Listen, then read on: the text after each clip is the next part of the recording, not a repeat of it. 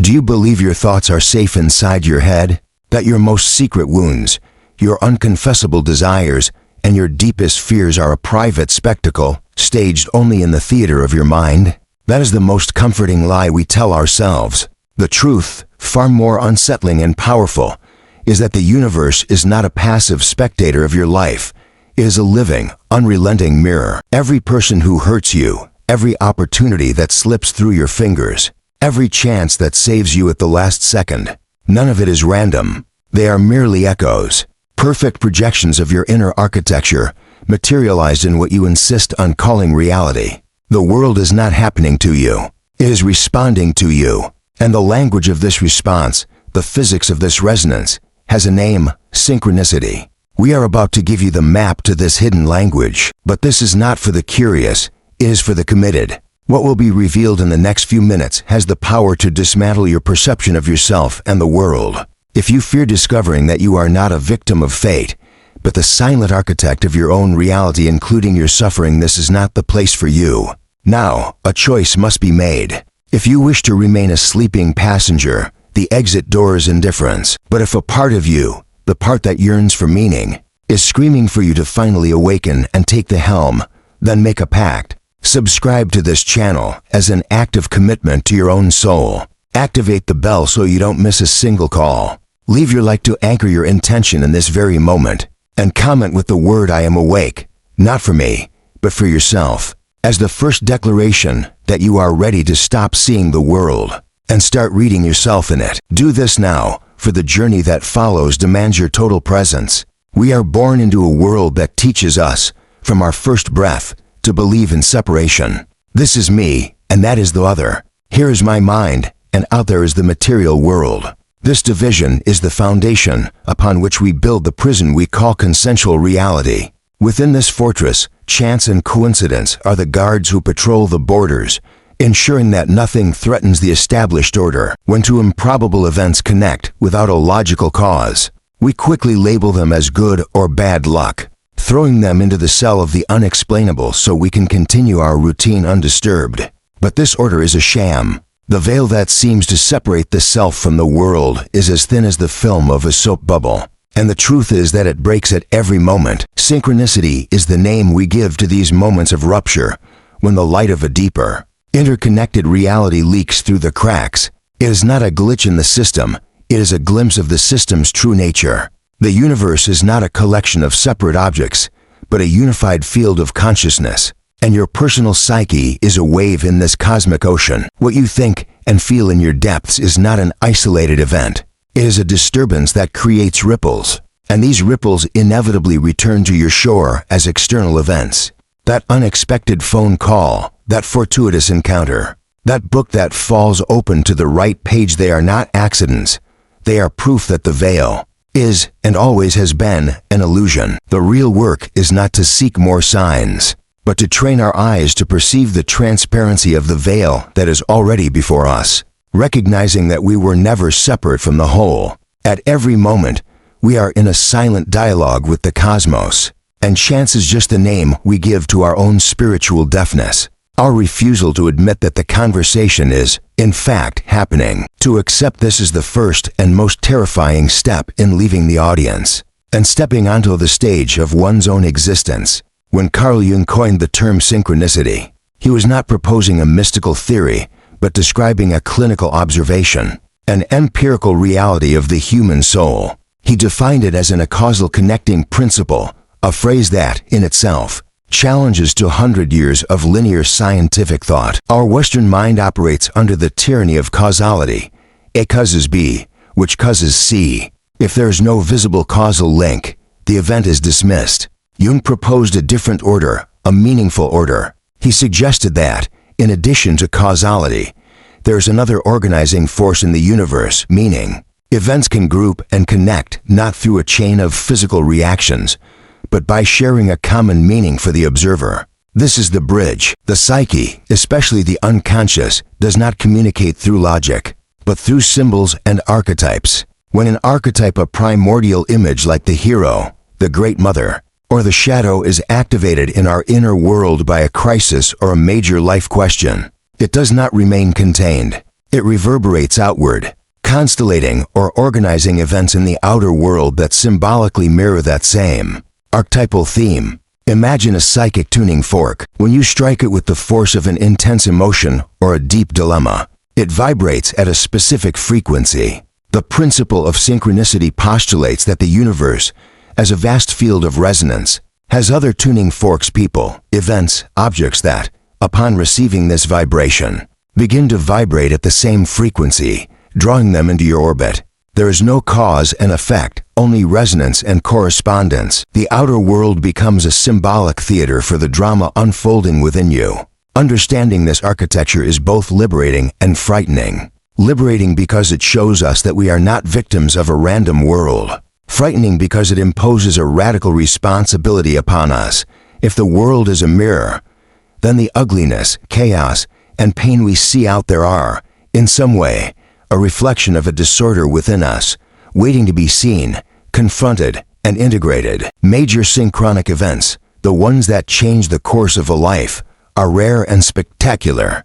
But the language of synchronicity is spoken mostly in whispers, through the humble messengers of our daily lives.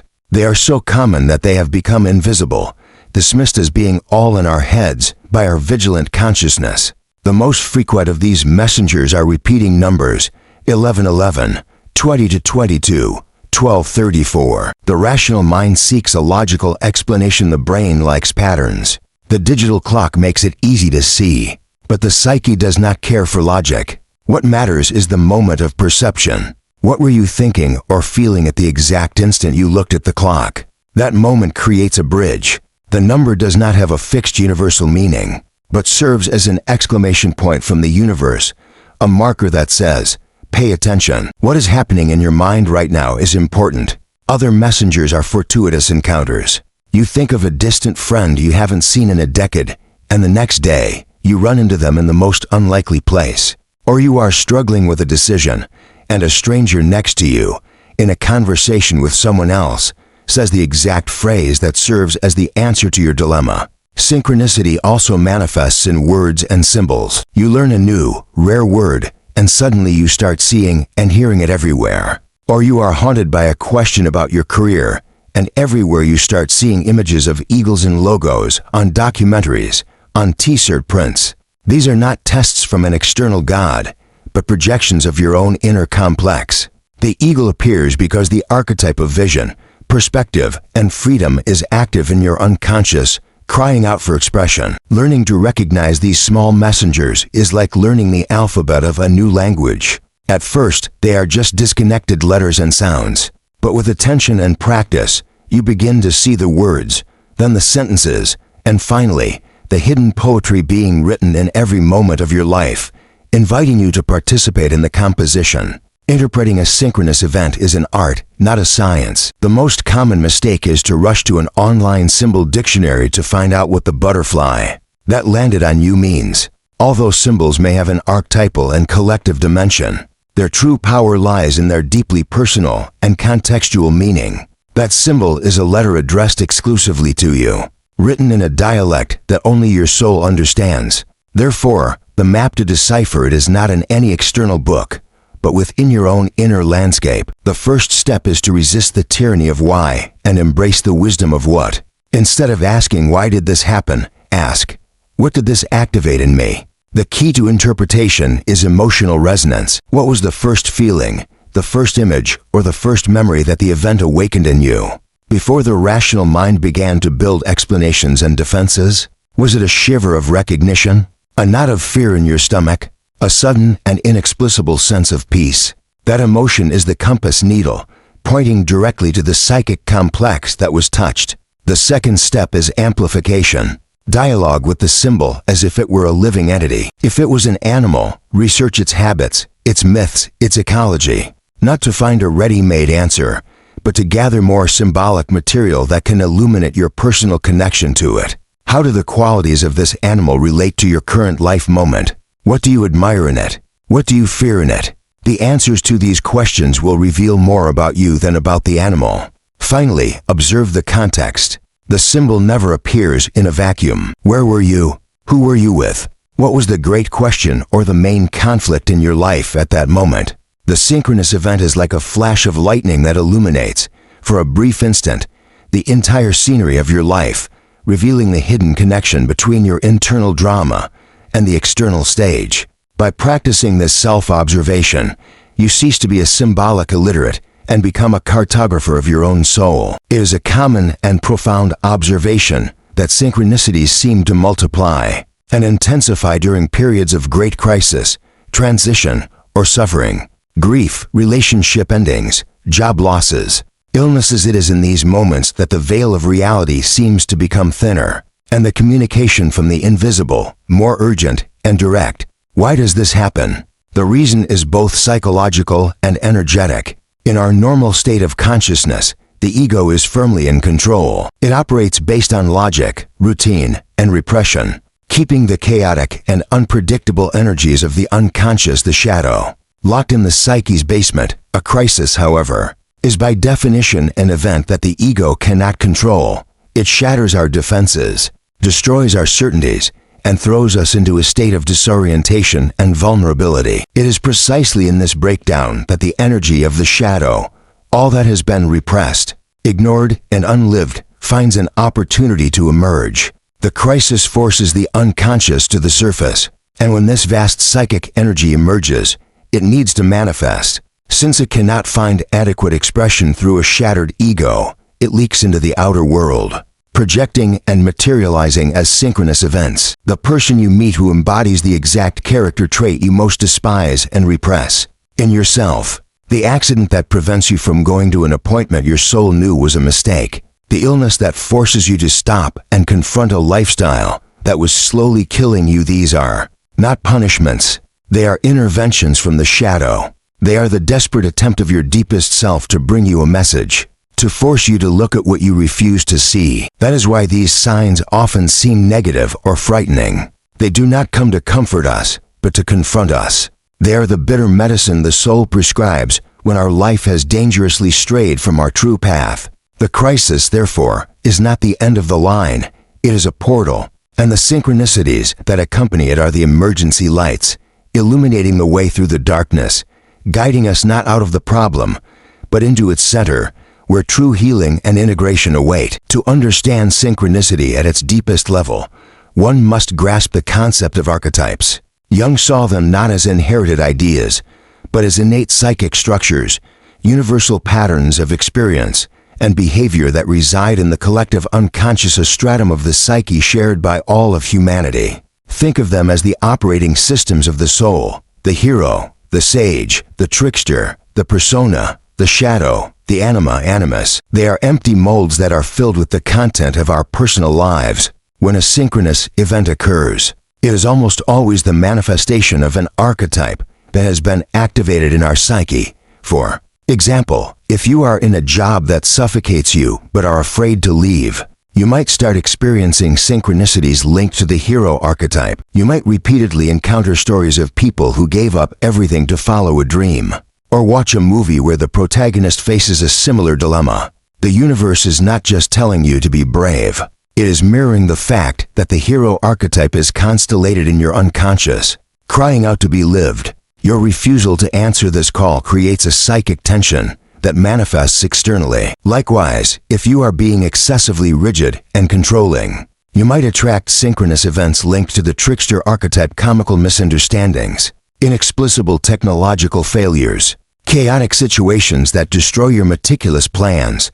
It is the universe trying to inject flexibility and humility into your psyche, recognizing which archetype is at play behind a series of synchronicities is a powerful diagnostic tool. It elevates the question from what is happening to me to what universal story is trying to unfold through me. This allows us to see our personal drama not as an isolated problem, but as part of the great human journey. And by understanding the nature of the archetype, we gain a map to navigate the challenge. If the hero is active, we know the journey will require courage and sacrifice. If it's the trickster, the lesson may be in learning to laugh at ourselves and embrace the unexpected. In a world saturated with information and stimuli, how can we be sure that an event is a genuine synchronicity and not just a banal coincidence or the result of confirmation bias?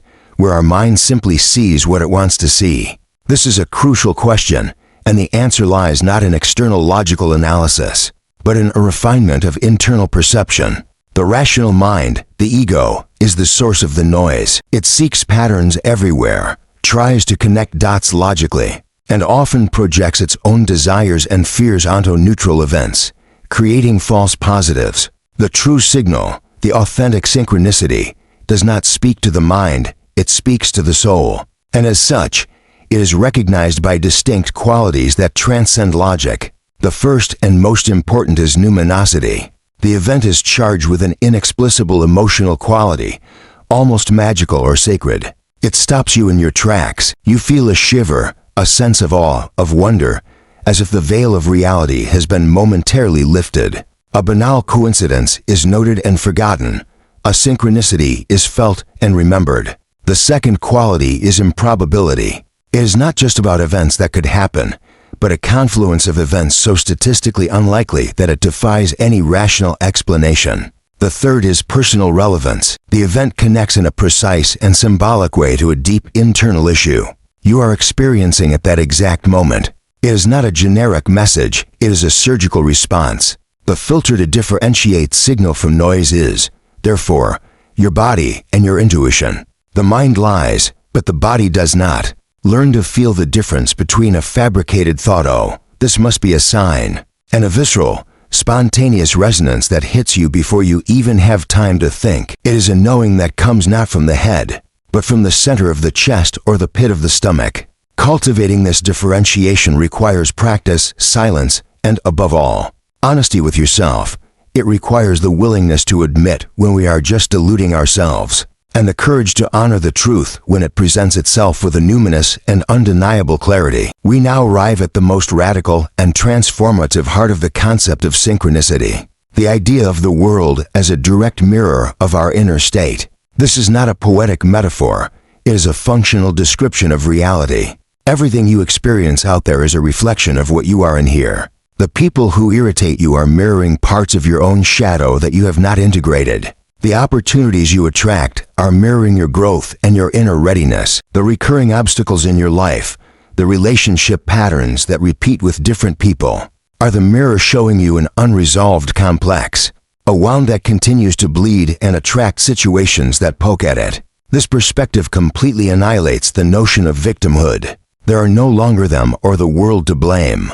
If you constantly feel betrayed, the synchronous question is not why do people betray me, but where am I betraying myself? If you feel invisible and unrecognized, the question is not why does no one see me, but what parts of myself do I refuse to see and acknowledge? The work, therefore, ceases to be an attempt to change the outer world and becomes a journey to polish the inner mirror. When you heal an internal wound, the type of person who activated it simply loses resonance and disappears from your life, or the dynamic between you changes radically. When you integrate an aspect of your shadow, the world stops presenting you with people who personify it. This is the true power of manifestation, far beyond the simplifications of the law of attraction. You do not attract what you want, you attract what you are. External reality is a real-time feedback system of relentless precision, showing you at every moment the quality of your own consciousness. To live with this awareness is to live in a state of constant self-observation and responsibility. Every interaction, every challenge, every joy becomes an opportunity to know yourself more deeply. The world transforms from a hostile battlefield into a sacred hall of mirrors, designed with a single purpose, to help you remember your wholeness. Synchronicity cannot be forced, hunted, or manufactured by the will of the ego. Trying to create synchronicities is a paradox, as the very attempt is born of control, and synchronicity flourishes in surrender. However, we can cultivate the inner soil to become more fertile and receptive to it. We can, so to speak, learn to tune our internal radio to the frequency on which the universe broadcasts its messages. The first practice is the cultivation of silence and mindfulness. In a state of constant distraction, with the mind jumping from thought to thought, the whispers of synchronicity are inaudible. Practices like meditation, walks in nature, or simply setting aside moments to do nothing train the mind to be present. And it is only in the present that the bridge between the inner and outer becomes visible. The second practice is keeping a synchronous journal. Write down not only the significant coincidences, but also your dreams, your feelings, and the main questions that occupy you.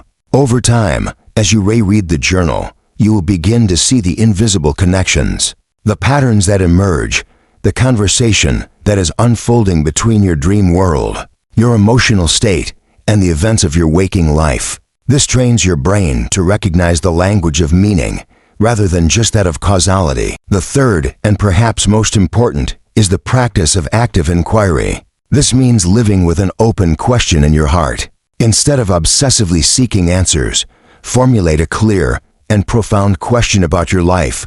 What is the next step for my soul? What is this situation trying to teach me? And then release it to the universe. Live with the question, carry it with you, but without the anxiety for an answer. This attitude of trust and openness creates a psychic vacuum that synchronicity loves to fill. By adopting these practices, you are not controlling the outcome, but you are tending to your inner garden. You are saying to the universe, I am listening. I am paying attention. I am ready for the dialogue. And a universe that is, at its core, consciousness, cannot resist a conversation when invited with such sincerity. At the end of this journey, the perception of synchronicity transforms. It ceases to be a series of specific, surprising events and reveals itself as the very fabric of reality, the invisible weave that guides the narrative of our lives. We begin to understand that destiny is not a pre-written script by an external force, nor the result of random choices. It is a confluence, a dynamic process of co-creation between the intention of our soul, our daemon or deepest purpose, and the responses of the universe. The path is not laid out before us. It is revealed with each step we take in alignment with our most authentic being. Living in tune with synchronicity is like learning to navigate a river. Using the invisible currents instead of furiously rowing against them, it requires us to abandon the illusion of control and the arrogance of knowing what the best path is. Instead, we learn to pay attention to the signs life gives us, the doors that open with ease, the doors that close with stubborn resistance, the people who appear with the right message at the right time. Life becomes a dance, an improvisation between our intention and the feedback of the cosmos. The fear of uncertainty is replaced by trust in the process. We realize that even the detours, the mistakes, and the periods of stagnation were part of the path, necessary lessons to prepare us for the next stage of the journey. The ultimate goal is not to reach a specific destination, but to become the kind of person who is able to navigate the journey with awareness, courage, and confidence. It is Jung's process of individuation, the process of becoming who you truly are, in your totality, with both light and shadow. Synchronicity is the map and the compass for this process. It is the constant proof that we are not alone, that there is a loving and meaningful intelligence operating through everything. And our only job is to learn to listen, trust, and follow the flow, knowing that every bend in the river is, in a mysterious and perfect way, leading us home, to the ocean of our own self.